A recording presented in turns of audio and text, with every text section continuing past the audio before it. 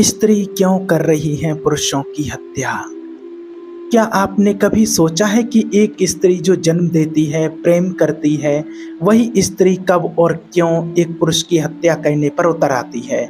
ये सवाल केवल अफराद की दुनिया से नहीं जुड़ा, ये सवाल हमारे रिश्तों, समाज और सबसे बढ़कर चेतना से जुड़ा है। क्या ये हत्याएं सिर्फ शरीर की हो रही हैं या पुरुष के विचारों, स्वाभिमान और आत्मा की भी रोज हत्या की जा रही है? और अगर ऐसा है तो क्यों? क्या स्त्री बदल गई है या पुरुष खुद ही अपने पतन की ओर बढ़ रहा है?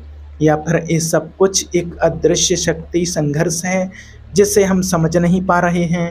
आज का ये वीडियो केवल देखने के लिए नहीं है, ये एक आंतरिक यात्रा है जो आपके सोचने के तरीके को, आपके रिश्तों को और शायद आपकी आत्मा की गहराई को छू जाएगी। ये कोई एक तरफा कहानी नहीं है, ये उस द्वंद्व की कथा है जो हर स्त्री पुरुष के बीच चल रही है, कभी चुपचाप, कभी उग्र रूप में। और इस यात्रा में आज हम उतरेंगे योगानंद जी की चेतना के साथ उन गहराइयों से जहाँ से समाधान पैदा होता है, जहाँ प्रेम फिर से जन्म लेता है, जहाँ युद्ध नहीं मौन मिलन होता है। तो मेरे साथ आज आप इस संपूर्ण यात्रा में बने रहिए, शुरू से लेकर के अंत तक, क्योंकि अंत में जो जागेगा वो केवल ज्ञान नहीं होगा, वो आपका अंतर्मन होगा। अगर आप पहली बार हमारे इस चैनल पर आए हैं तो हमारे चैनल को ऐसे ही वीडियो पाने के लिए आप सब्सक्राइब जरूर करें, ताकि ऐसी ही गहराई भरी वीडियो अगली आप तक वो भी पहुंच सके। चलिए शुरू करते हैं अब ये यात्रा जो बाहर से नहीं भीतर से बदलने वाली है। कभी आपने महसूस किया है एक स्त्री की आंखों में छिपा हुआ तूफान, एक ऐसा तूफान जो बोलता नहीं बस सब कुछ बहा ले जाता है। वो आंखें जो कभी प्रेम से झलकती थीं आज क्रोध से भरी हैं। वो हाथ जो जीवन को सहेजते थे अब जीवन को खत्म कर रहे हैं। क्या सच में स्त्री पुरुषों की हत्या कर रही है या वह बस अपना वह अधिकार वापस ले रही है जो सदियों से उस पर थोपे गए थे? चुप्पी के नाम पर, संस्कारों के नाम पर, मर्यादा के नाम पर समाज कहता है स्त्री देवी है, पर जब वही देवी चुपचाप पुरुष को काटने लगे, उसकी चेतना को कुंद करने लगे, उसके अस्तित्व को निगलने लगे, तो क्या उसे अब भी देवी कहेंगे या वह शक्ति जो विध्वंस करती है? ये सवाल बाहर से नहीं भीतर से आता है, आपके अपने जीवन से, जहां आप एक पुरुष हैं और टूट चुके हैं फिर भी मुस्कुरा रहे हैं। या आप एक स्त्री हैं और आप जानते हैं कि आपने उसे तोड़ा है प्रेम के नाम पर, स्वतंत्रता के नाम पर, आत्मसम्मान के नाम पर। ये कोई साधारण हत्या नहीं है, ये शरीर की नहीं, ये हत्या है आत्मा की, विचार की, स्वाभिमान की और सबसे अधिक उस अदृश्य संबंध की जो स्त्री और पुरुष को जोड़ता है। कभी किसी पुरुष को देखिए जो अब बोलता नहीं, जो थक गया है। वो मर नहीं गया पर वह अब जीवित भी नहीं है। वो मार नहीं खा रहा है पर हर दिन चोट खा रहा है, उन शब्दों से, उस उपेक्षा से, उस नियंत्रण से जो प्रेम के नाम पर थोपा जा रहा है। आप सोच रहे होंगे क्या ये सब एक तरफा है? क्या केवल स्त्री ही दोषी है? नहीं, एक कहानी बहुत जटिल है। दोष की नहीं, ऊर्जा के संतुलन की बात है। लेकिन आज स्त्री के भीतर जो जागा है वह केवल क्रांति नहीं है, वो प्रतिशोध है। वो कह रही है अब मैं नहीं झुकूंगी, और इस ना झुकने की प्रक्रिया में वो तोड़ रही है हर उस पुरुष को जो सामने आ रहा है। पर रुकिए, क्या वास्तव में यही समाधान है? क्या वास्तव में स्त्री जीत रही है या वह धीरे धीरे अपने ही स्त्री तत्व को खो रही है? क्या वो पुरुष को खत्म कर रही है या अपने भीतर की करुणा को? योगानंद जी कहते हैं जहाँ प्रेम युद्ध बन जाए वहाँ दोनों मरते हैं, एक शरीर से, एक आत्मा से। आज की स्त्री के भीतर दो शक्तियाँ हैं, एक जो प्रेम करती है और एक जो प्रतिशोध लेती है। और वह जिन पुरुषों को मार रही हैं वे केवल शरीर से नहीं मरते, वे अपने भीतर के पुरुषत्व से मरते हैं। और यही है आज की सबसे बड़ी त्रसदी कि हम जीते हुए मृतकों की दुनिया में जी रहे हैं। जो स्त्री पहले जीवन देती थी आज वह मृत्यु देने लगी है, पर इस प्रक्रिया में वह स्वयं भी टूट रही है। अंदर ही अंदर वह रो रही है, क्योंकि वह जानती है कि उसने उस पुरुष को नहीं मारा, बल्कि अपने ही भीतर के प्रेम को समाप्त कर दिया। कभी कभी विनाश बहुत शोर से नहीं आता, वह आता है धीरे धीरे, बिल्कुल चुपचाप, जैसे कोई दिया बुझता है, बिना आहट, बिना लपट, केवल एक सांस में। ऐसा ही कुछ हो रहा है आज के पुरुष के साथ। वह मारा नहीं गया, पर वह अब जीवित भी नहीं है। वह बात करता है, लेकिन उसकी बातों में पुरुषत्व नहीं है। वो चलता है, लेकिन किसी दिशा में नहीं। वो मुस्कुराता है, पर वो हंसी किसी और के लिए है, उस स्त्री के लिए जिससे वह डरता है, जिसे वह खोना नहीं चाहता, पर जिसके साथ अब वह जी भी नहीं रहा है। क्या यह प्रेम है, या एक ऐसा समझौता है जिसमें स्त्री अब अपने अधिकार के नाम पर पुरुष के अस्तित्व को खा रही है? ये वह हत्या है जिसे समाज स्वीकार कर चुका है, क्योंकि एक खून नहीं बहाती है, एक घाव देती है आत्मा में, विचार में, अस्मिता में। पुरुष अब अपने निर्णय खुद नहीं लेता। वो पूछता है, क्या मैं ये कर सकता हूँ? क्या तुम नाराज तो नहीं होगी? क्या मैं आज कुछ देर चुप रह सकता हूँ? और स्त्री अब वह केवल प्रेम नहीं मांग रही, वह नियंत्रण चाहती है, वो निर्णय लेना चाहती है, वो अब सहयोगी नहीं, सर्वे सर्वा बनना चाहती है। क्या ये बुरा है? नहीं। अगर शक्ति संतुलित हो, अगर ये चेतना से उपजा हो, और आज ये संतुलन नहीं, यह सत्ता की होड़ है जहां स्त्री जीतने के लिए उठ रही है और पुरुष हार मान चुका है। योगानंद जी कहते हैं, जहां पुरुष अपना केंद्र खो दे और स्त्री अपनी करुणा, वहां संसार खोखला हो जाता है। एक खोखलापन आज हमारे घरों में है, हमारे संबंधों में, हमारी नींद में, हमारी प्रार्थनाओं में। पुरुष अब सिर्फ पति नहीं है, अब वह एक डरपोक है जो स्त्री की आंखों में देखकर खुद को माफी मांगते देखता है, बिना किसी अपराध के। और स्त्री वो प्रेम नहीं देती, वो मूल्य तय करती है कि तुम इतने उपयोगी हो या नहीं। ये कोई शारीरिक युद्ध नहीं है, ये ऊर्जा का युद्ध है, जहां पुरुष अब स्त्री की शक्ति को सह नहीं पा रहा और स्त्री अब पुरुष की कमजोरी पर हंस रही है। पर क्या यही है स्त्री का उत्थान? नहीं, ये उसके भीतर भी एक शून्यता पैदा कर रहा है, क्योंकि जितनी बार वह किसी पुरुष को नीचा दिखाती है, वह अपने भीतर की देवी को थोड़ी और मार देती है। ये दोनों अब प्रेम नहीं कर रहे, ये अब एक दूसरे को समाप्त कर रहे हैं। और इस समाप्ति की प्रक्रिया में हम धीरे धीरे एक ऐसे समाज की ओर बढ़ रहे हैं जहां पुरुष नहीं बचेगा और जहां स्त्री भी स्त्री नहीं रह जाएगी। ये वही क्षण है जहां चेतना चिल्लाकर कहती है, रुको, ये रास्ता विनाश की ओर जा रहा है। पर हम रुक नहीं रहे, क्योंकि हमें लगता है कि हम सही हैं। पुरुष सोचता है, मैं हार गया हूँ, अब क्या ही कर सकता हूँ। और स्त्री सोचती है, अब सब कुछ मेरे हाथ में है। पर इस सब कुछ को संभालना भी अब उसकी आत्मा को बाहरी लगने लगा है। वो स्त्री जो कभी सीता थी, अब वही स्त्री कहीं कहीं रावण बन गई है। वो जो अपने पुरुष के लिए अग्नि परीक्षा देने को तैयार थी, अब वो पूछ रही है, क्यों दूं अग्नि परीक्षा? अब अग्नि मैं हूँ। ये बदलाव अचानक नहीं आया, इस सदियों की पीड़ा, अपमान, उपेक्षा और अस्मिता को कुचले जाने की कहानी है। ये वह आग है जो बरसों तक भीतर दबी रही और अब लावा बनकर बाहर आ रही है। लेकिन ये लावा सिर्फ बाहरी व्यवस्था को नहीं जला रहा, ये भीतर की स्त्रीत्व को भी भस्म कर रहा है। कभी आपने ध्यान से देखा है, वो स्त्री जो शक्ति बन चुकी है, वो प्रेम नहीं कर पा रही। उसकी आंखों में तेज है, लेकिन अपनापन नहीं। उसके शब्दों में स्पष्टता है, पर कोमलता नहीं। वो जीत रही है, लेकिन भीतर कुछ खो रही है, बहुत गहराई से।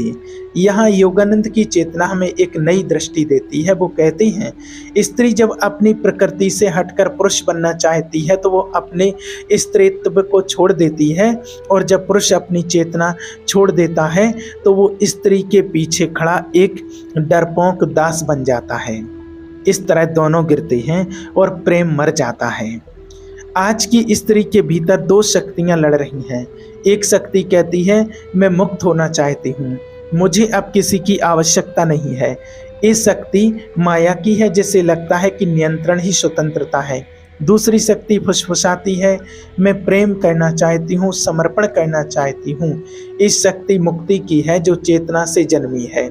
माया स्त्री को सिखाती है कि पुरुष तुम्हारा शत्रु है, वो तुम्हें नीचे दिखाता है, रोक के रखता है, गुलाम बनाना चाहता है और इसलिए उसे दबाना ज़रूरी है। मुक्ति सिखाती है कि पुरुष कोई शत्रु नहीं, एक ऊर्जा है, एक ध्रुव है जिससे मिलकर पूर्णता होती है। आज की स्त्री इस द्वंद्व में फंसी है, वो बाहर से शक्तिशाली दिख रही पर भीतर से वह थकी हुई है, खोई हुई है, क्योंकि इसने प्रेम को त्याग कर वर्चस्व की ओर कदम बढ़ाया है। उसे लगता है कि पुरुष को हराकर वह जीत जाएगी, लेकिन सच्चाई ये है कि इस लड़ाई में कोई जीतता नहीं है, इसमें केवल प्रेम मरता है। पुरुष अब स्त्री के सामने गूंगा है और स्त्री अब उसके सामने कठोर। दोनों के बीच संवाद नहीं रहा, अब बस आदेश और उत्तर है। स्त्री अब हर बात में सवाल कर रही है और पुरुष हर बात में मौन है। पर क्या स्त्री को यह मौन चाहिए था? नहीं, उसे चाहिए था प्रेम, समझदारी और एक गहरा साथ। लेकिन अब जब पुरुष उसके सामने झुका है तो वो उससे अब ऊंचाई अच्छी नहीं लगती जहां वो खुद खड़ी है। ये ऊंचाई एकाकीपन लाती है और यही एकाकीपन स्त्री को भीतर से तोड़ने लगा है। आज जो स्त्री पुरुष को हरा रही है उसे एक दिन स्वयं के भीतर का खालीपन खा जाएगा, क्योंकि पुरुष को मिटाकर स्त्री पूर्ण नहीं होती बल्कि अधूरी रह जाती है। कभी आप किसी पुरुष को चुपचाप खिड़की से बाहर देखते हुए पाएंगे, वो ना रो रहा होगा, ना मुस्कुरा रहा होगा, बस देख रहा होगा, खोया हुआ। बिना किसी शब्द के वो क्षण किसी युद्ध से लौटे सैनिक की तरह होता है, जो लौट तो आया है पर अंदर से मर चुका है।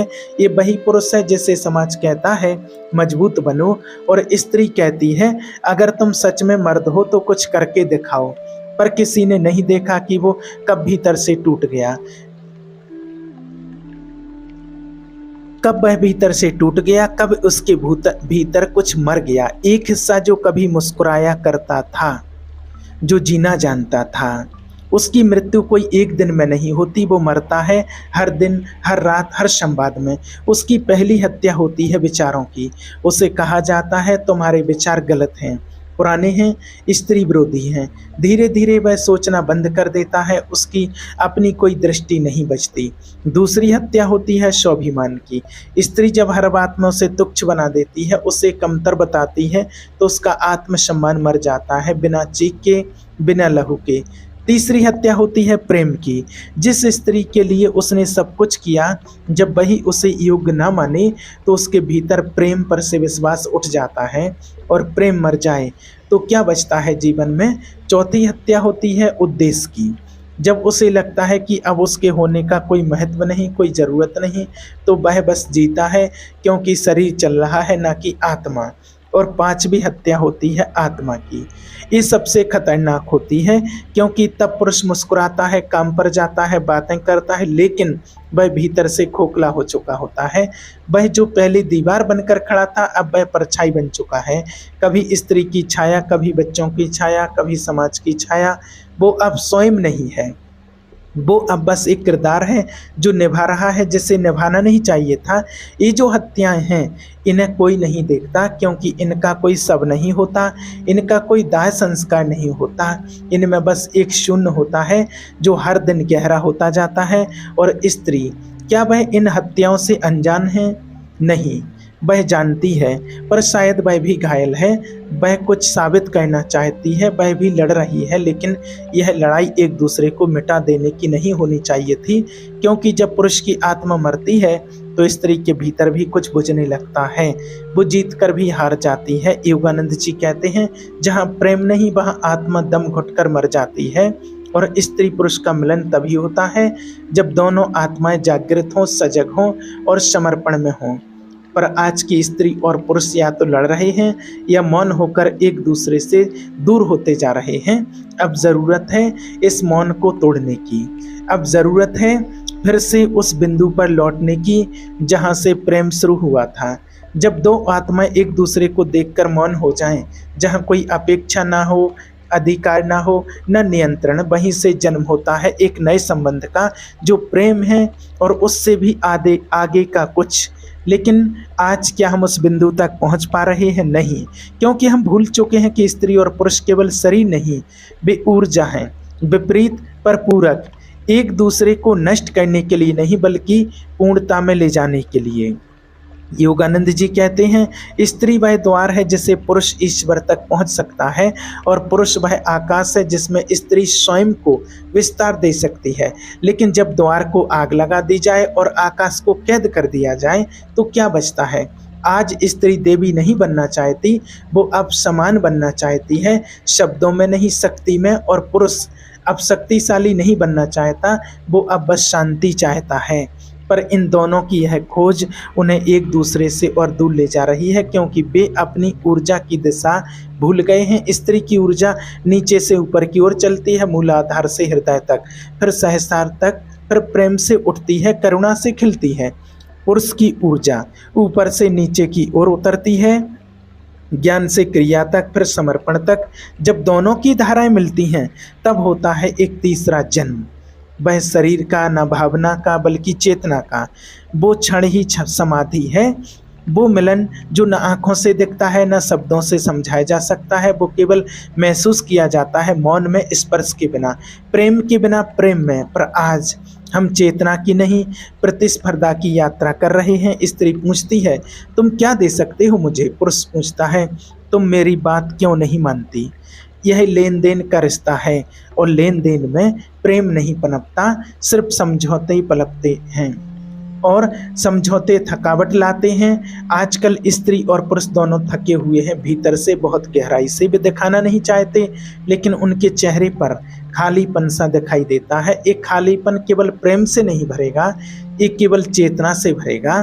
जब हम समझेंगे कि हम एक दूसरे के दुश्मन नहीं हैं बल्कि दरवाजे और चाबी हैं। स्त्री वो पूंजी है जो पुरुष को खोलती है, भीतर के शिव को, भीतर के मौन को। और पुरुष वह दरवाजा है जिससे स्त्री को अपने पूर्ण सौंदर्य को जानती है। अगर हम ये भूल जाएं तो फिर केवल वासनाएं बचती हैं, लड़ाइयाँ बचती हैं और अंततः एक गहरी अकेली मृत्यु। पर अगर हम याद रखें तो मिलन फिर संभव है। इतनी यात्रा के बाद, इतने प्रश्नों, हत्याओं, द्वंद्वों और टूटनों के बाद अब समय है रुकने का, शांत होने का, अपने भीतर उतरने का। क्योंकि बाहर बहुत लड़ा, बहुत समझाया, बहुत रोया गया, अब भीतर का रास्ता ही बचा है। स्त्री अब थक चुकी है बार बार जीतकर भी हारने से, पुरुष अब थक चुका है मौन होकर भी टूटा रहने से। दोनों एक दूसरे को देखने से डरते हैं, क्योंकि दोनों को पता है कि जो संबंध उन्होंने बनाए वो प्रेम से नहीं, डर, अधिकार, अपेक्षा और नियंत्रण से बने थे। अब समय है उन्हें मिटाने का, जला देने का, ताकि नया जन्म हो सके। योगानंद जी कहते हैं जहाँ स्त्री और पुरुष एक दूसरे को आत्मा समझकर देखें, वहाँ न युद्ध होता है न जीत, बस एक शुद्ध मौन जो ईश्वर की झलक है। उस झलक को देखने के लिए ना कोई बहस चाहिए, ना प्रमाण, केवल एक मौन स्वीकृति। हाँ, तो तुम मेरे जैसे नहीं हो, हाँ तुम मुझसे अलग हो, फिर भी तुम में मैं समझ सकता हूँ और तुम में मैं खुद को भूल सकता हूँ। वही क्षण मुक्ति है। उसमें ना कोई स्त्री है, ना पुरुष, ना शादी, ना तलाक, ना हक्का, ना हर्जा, बस प्रेम जो किसी पर निर्भर नहीं। अगर आज की स्त्री और पुरुष सिर्फ एक बात मौन होकर के बैठ जाएं, फिर बोलें बिना समझाए, बिना दोष दिए, तो वे देख पाएंगे कि जिसे वे एक दूसरे में तोड़ रहे थे वो खुद उनके भीतर टूटा हुआ था। हमें एक दूसरे को मारते हैं क्योंकि हम भीतर मर चुके हैं। अब समय है एक नई शुरुआत का, नए संबंधों का नहीं, नए वचनों का नहीं, बल्कि नई चेतना का। वो चेतना जो कहती है तुम मेरे विरोध में नहीं, तुम मेरी पूर्णता हो, तुम्हें मिटाकर मैं खुद को नहीं पा सकता और तुम्हें प्रेम देकर मैं खुद को बचा सकता हूँ। अब समय है स्त्री को फिर से देवी बनने का, लेकिन इस बार बिना डर के, बिना चोट के। अब समय है पुरुष को फिर से पुरुषत्व में आने का, लेकिन इस बार बिना क्रोध के, बिना अधिकार के। शिव और शक्ति फिर मिल सकते हैं अगर हम अपनी भीतर की लड़ाई को रोक दें। यही अंत नहीं है, एक आत्मिक पुनर्जन्म है जहां आप फिर से स्त्री या पुरुष नहीं रहते, बस साधक बन जाते हैं। जिस दिन स्त्री ध्यान में बैठ जाए और पुरुष मौन हो जाए, वहीं से सृष्टि फिर से जन्म लेगी। अब निर्णय आपका है, आप युद्ध में रहना चाहते हैं या समाधि में उतरना चाहते हैं, क्योंकि जो आत्मा तक पहुंचना चाहता है उसे स्त्री और पुरुष दोनों को एक ही आंख से देखना होगा, प्रेम की आंख से, प्रकाश की आंख से। लास्ट टाइम में बस इतना ही कहना चाहते हैं, यदि इस वीडियो से आपको कुछ नया सीखने को मिला हो तो चैनल को लाइक और सब्सक्राइब जरूर करें। आप सभी का धन्यवाद।